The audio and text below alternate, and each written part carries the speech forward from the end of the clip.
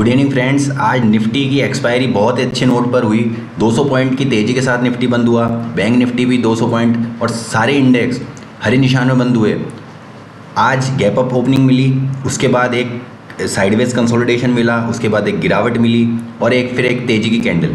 और उस तेज़ी की कैंडल ने शुरुआत में जो कॉल राइटर्स बने थे पूरे दिन के दौरान, वो आखिरी घंटे में वो सारे कॉल राइटर्स को अपने चंगुल में फंसाते हुए, उनकी पिटाई करते हुए अच्छी तेज़ी के साथ निफ्टी बंद हुआ। 22,200 की कॉल 3 रुपये वाली 223 रुपये तक जाकर आई। मतलब 75 रुपये अगर आप एक लॉट में लगाते हैं तो आपको 5,000 रुपये का रिवॉर्ड मिल रहा था। ऐसी तेज़ी देखने को मिली। स्पॉन्सरशिप किसने करी?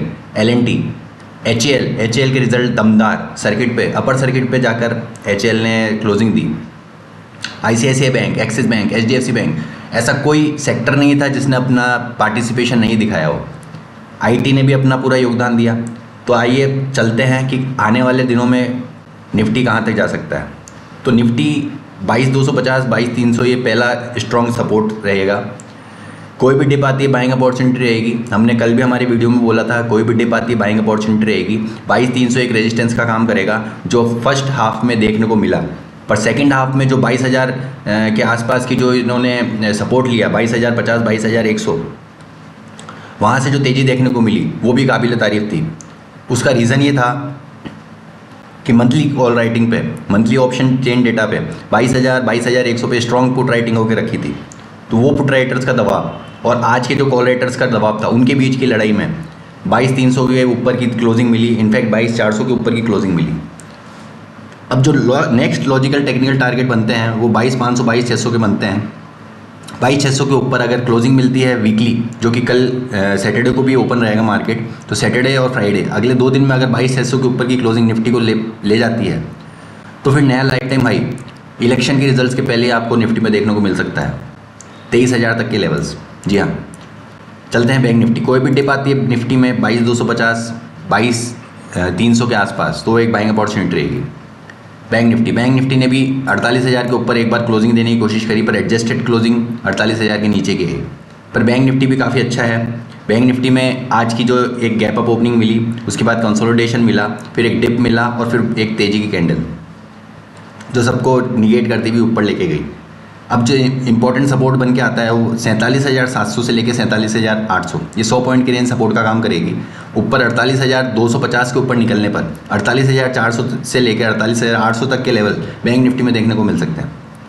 फिर निफ्टी में exactly replica of bank Nifty, यही तेज़ी की कैंडल हमने फिर निफ्टी में भी देखी। अब फिर निफ्टी में जो इंपॉर्टेंट सपोर्ट लेवल निकल के आते हैं वो 21,100, 21,200, ये स्ट्रॉन्ग सपोर्ट का काम करेगा। इसके ऊपर अगर निकलता है जो कि लेवल है 21,500 एक साइकोलॉजिकल रेजिस्टेंस का लेवल रहेगा। इसके ऊपर निकलता है तो 21,800 तक के लेवल फिर निफ्टी में देखने को मिल सकता है। निफ्टी मिड कैप ने एक ब्रेकआउट दे दिया। ये जो रेजिस्टेंस थे, मल्टीपल रेजिस्टेंस थे, मल्टीपल टॉप बना रखे थे, उसके ऊपर रेजिस्टेंस दिया और उसके ऊपर क्लोजिंग दी। हमने हमारे प्रीवियस वीडियो में आपको बताया था कि 11,100, 11,200 तक, 300 तक जाने का दमकम निफ्टी मिड कैप दिखा सकता है। तो निफ्टी मिड कैप में अब ऊपर ब्लू स्काई टेरिटरी, खुला नीला आकाश, कोई रेंज नहीं है, कोई रेजिस्टेंस नहीं है। ऑप्शन चेन डेटा के हिसाब से देखते हैं तो 11,325, 11,350 ये अगली रुकावट की रेंज रहेगी। नीचे सपोर्ट के लिए 11,150 से लेके 11,250, ये 100 पॉइंट की रेंज सपोर्ट की रेंज रहेगी। कोई भी डिप आती है तो निफ्टी मिड कैप में भी बाइंग अपॉर्चुनिटी रहेगी। चलते हैं क्रूड ऑयल की तरफ। क्रूड ऑयल में आज आर्ली चार्ट पे ये चार्ट है। क्रूड ऑयल में आज एक गिरावट देखने को मिली और अब एक रिकवरी के संकेत दिख रहे हैं 6,550 के लेवल्स के पास से। ये कहाँ तक जा सकते हैं? तो जिनको अगर ट्रेड लेना है वो 6,550 के आसपास बाइंग करें। 6,680, माफ़ कीजिएगा, 6,680 के आसपास की लेवल्स पे बाइंग करें। 6,550 का आपका स्टॉप लॉस रहेगा। पहला टारगेट बनेगा आपका 6,620 का, दूसरा टारगेट बनेगा 6,680 का। तो 6,620, 6,680 इन लेवल्स के लिए 6,580 के आसपास आपको बाइंग करनी है। अभी फ़िलहाल नहीं करनी है। 6,580 के आसपास आपको बाइंग करनी है। 6,550 का स्ट्रिक्ट स्टॉप लॉस रहेगा। डिस्क्लेमर है, कोई भी ट्रेड लेने से पहले अपने फाइनेंशियल एडवाइज़र से, ब्रोकर से एडवाइस लेके स्ट्रिक्ट स्टॉप लॉस के साथ ट्रेड करें। कल हमारे क्रूड ऑयल में टारगेट्स हिट हो गए थे। हमने जो बिकवाली के लेवल्स दिए थे वो एग्जैक्टली उससे बहुत नीचे तक जाके क्रूड ऑयल ने अपनी पोजीशन दिखाई थी। तो ये कुछ व्यू है मेरा क्रूड ऑयल पे। फिलहाल जो बड़ा रेजिस्टेंस निकल के आ रहा है वो 6600 का आ रहा है, 6700 का आ रहा है, और जो इंपॉर्टेंट सपोर्ट लेवल निकल के आ रहे हैं वो 6500 के आसपास आ रहे हैं। तो इस रेंज में कंसोलिडेट होता नज़र आएगा। तो कोई भी डिप आती है वहाँ पे एक बाइंग अपॉर्चुनिटी रहेगी आपको। फ़िलहाल के लिए किसी को इमीडिएट ट्रेड लेना है तो वो 6580 के स्टॉप लॉस के साथ भी ट्रेड ले सकता है। 6580 के स्टॉप लॉस के साथ भी आप ट्रेड ले सकते हैं। फ़िलहाल के लिए 30 पॉइंट का आपका रिस्क रहेगा। ऊपर के टारगेट 6620 जो कि आ ही चुके हैं हमारे एनालिसिस करते हुए।